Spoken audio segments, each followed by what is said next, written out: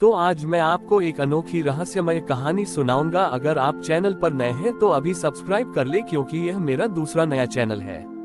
तथा कहानी पूरा देखे, अंत में एक अनोखा रहस्य छुपा है। धन्यवाद। तो सुनिए।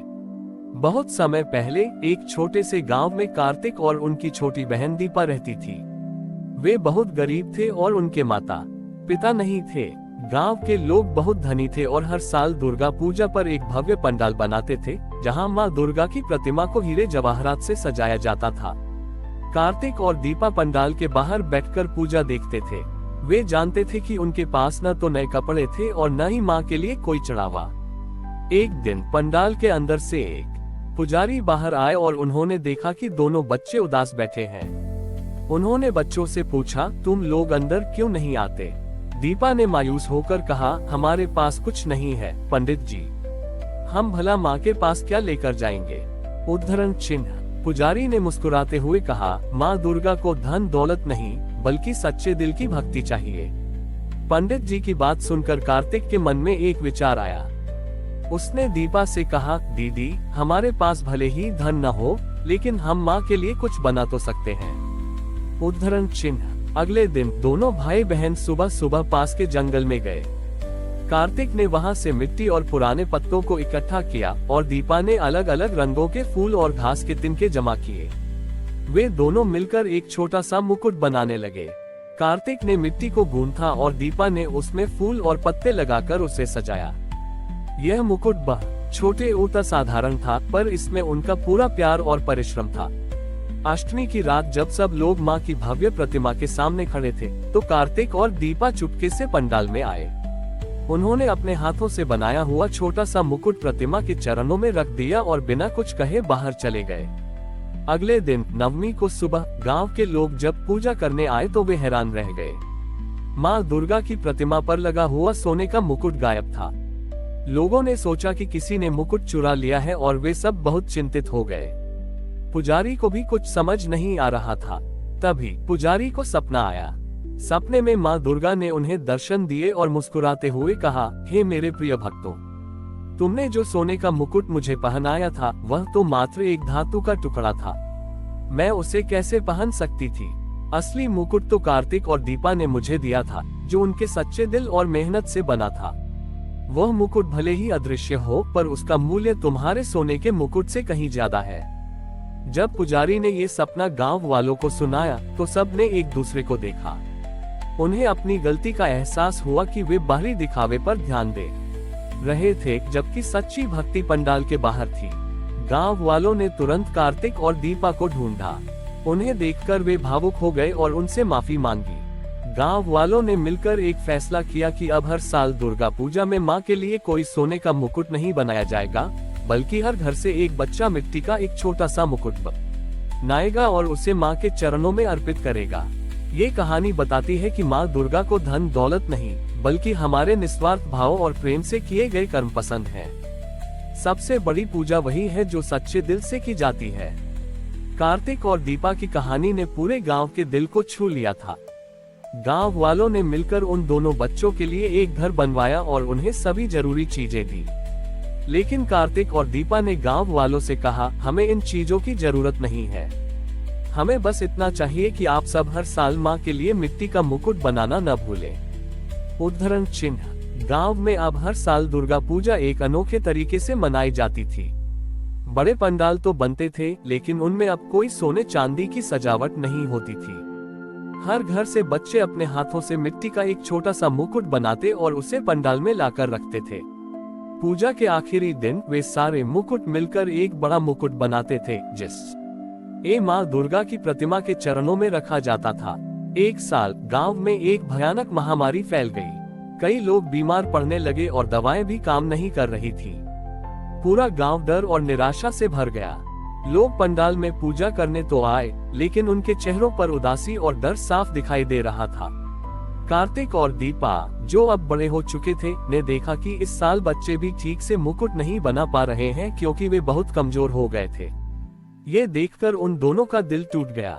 अष्टमी की रात जब पूरा गांव पंडाल में इकट्ठा था तो कार्तिक ने सबसे कहा, हम सबने पिछले साल बहुत अच्छा मुकुट बनाया था, लेकिन इस बार हम अरे मुकुट में हमारी उदासी और डर दिख रहा है। माँ हमारी उदासी से खुश नहीं होंगी। ये सुनकर दीपा आगे आए और उसने कहा, हमें माँ को अपने डर का मुकुट नहीं बल्कि अपने विश्वास का मुकुट पहनाना चाहिए। दोनों ने मिलकर एक नया विचार सामने रखा। उन्होंने गांव वालों से कहा कि वे सब मिलकर एक एक मुकुट में अपनी अपनी बीमारी और डर को रखें और फिर उन सारे मुकुटों को एक साथ मिला दें। लोगों ने दोनों बहनों पर विश्वास किया। सभी ने अपने हाथ में एक एक मुकुट लिया और मन ही मन अपनी सारी चिंताएं और बीमारी उसमें डाल दी। फिर उन्होंने सारे मुकुटों को एक साथ मिलाकर एक बड़ा मुकुट बनाया। इस मुकुट में कोई सुंदरता नहीं थी, लेकिन यह उनके सामूहिक विश्वास और समर्पण का प्रतीक था। जैसे ही उन्होंने वह मुकुट माँ के चरणों में रखा, एक तेज रोशनी पूरे पंडाल में फैल गई। लोगों ने महसूस किया कि उनके मन से डर और शरीर से बीमारी गायब हो रही है।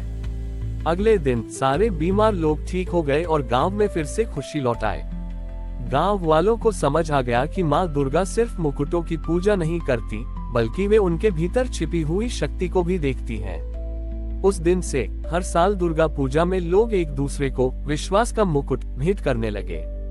यह मुकुट किसी वस्तु का नहीं बल्कि एक दूसरे पर विश्वास और प्रेम का प्रतीक था।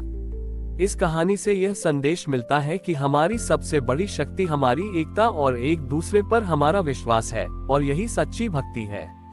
महामारी से उबरने के बाद गांव में विश्वास और एकजुटता की एक नई लहर दौड़ गई। कार्तिक और दीपा अब बड़े हो चुके थे और वे गांव के मार्गदर्शक बन गए थे। उनकी सलाह पर गांव वालों ने एक सामुदायिक केंद्र बनाया जहां हर जरूरतमंद की मदद की जाती थी। इस केंद्र का नाम विश्वास केंद्र रखा गया। एक साल गांव में एक बहुत बड़ी समस्या आ गई। उनकी फसलें, जो गांव की अर्थव्यवस्था का मुख्य आधार थी, अचानक खराब होने लगी। फसलों पर एक अजीब तरह की बीमारी लग गई थी और गांव के किसान बहुत चिंतित थे। उन्होंने हर संभव कोशिश की, लेकिन कोई फायदा नहीं हुआ। कार्तिक और दीपा ने स्थिति को समझा। उन्होंने गांव के किसानों को बुलाया और उनसे कहा, हमारा विश्वास सिर्फ इंसानों पर ही नहीं बल्कि प्रकृति पर भी होना चाहिए। हम हर साल माँ दुर्गा का मुकुट बनाते हैं, लेकिन क्या हम प्रकृति का भी उतना ही सम्मान करते हैं? उद्धरण चिन्ह। उनकी बात सुनकर किसान सोच में पड़ गए। दीपा ने आगे कहा, इस बार दुर्गा पूजा में हम माँ के लिए मिट्टी का मुकुट नहीं बनाएंगे, बल्कि हम अपनी सारी आशा और विश्वास को अपनी मिट्टी में बोएंगे। लोगों को यह विचार अजीब लगा, लेकिन उन्हें कार्तिक और दीपा पर पूरा भरोसा था। दुर्गा पूजा के ठीक पहले गांव के हर पर छोटी ईवार ने अपने अपने खेत में जाकर थोड़ी सी मिट्टी ली। उन्होंने उस मिट्टी में अपनी निराशा, डर और समस्याओं को मिलाया और फिर उसी मिट्टी में अपनी उम्मीद और विश्वास को बोया। अष्टमी की रात गांव के सभी लोग पंडाल में इकट्ठा हुए। इस बार पंडाल में कोई मुकुट नहीं था, बल्कि हर किसान ने अपने खेत की मिट्टी से बनाए का छोटा सा ढेला लाकर रखा था। वे सब मिलकर उस मिट्टी के ढेले के सामने बैठ गए और पूरी श्रद्धा से प्रार्थना करने लगे। उन्होंने माँ दुर्गा से फसलों की रक्षा करने के लिए नहीं, बल्कि अपनी मेहनत और प्रकृति का सम्मान करने का संकल्प लिया। प्रार्थना के बाद कार्तिक ने सभी से कहा, अब हम सब एक साथ जाकर अपनी यह मिट्टी अपने अपने खेतों में फैला देंगे। अगर हमारा विश्वास सच्चा है तो माँ दुर्गा इसे जरूर स्वीकार करेगी। जैसे ही उन्होंने अपनी विश्वास की मिट्टी को अपने अपने खेतों में फैलाया, एक अद्भुत घटना हुई। रात भर में फसलों पर लगी बीमारी खत्म हो गई और फसलें फिर से स्वस्थ हो गईं। जो फसलें सूख रही थीं, उनमें भी जान आ गई।